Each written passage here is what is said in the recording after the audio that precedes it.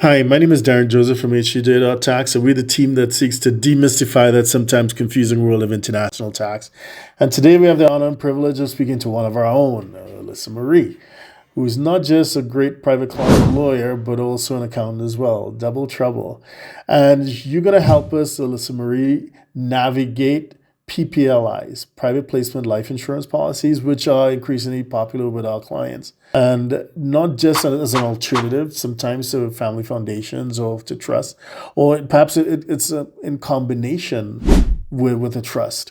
So let's get into that. Alyssa, but before, Alyssa, could you introduce yourself? Hello everyone, I'm Alaysa Marie Apple Mabingay Lanugan.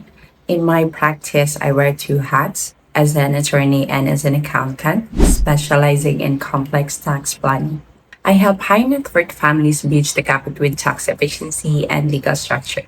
Today, we're focusing on private placement life insurance or PPLI, a specialized tool that sits precisely at the intersection of my expertise, where investment strategy meets rigorous tax compliance.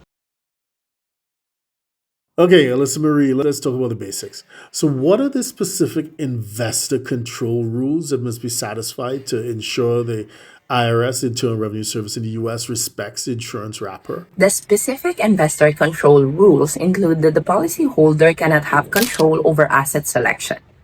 The segregated asset account must meet the diversification requirements under Section 817H of IRC or of Section 851B3.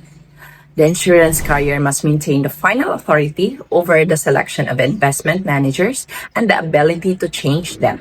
There should be no prearranged plan agreement for the carrier to purchase specific assets selected by the policyholder. The investment options must be broad enough that the policyholder cannot exercise direct control over a specific or narrow asset. And the said investments should ideally be available to other investors, at least available for other investors within the insurance company's offerings.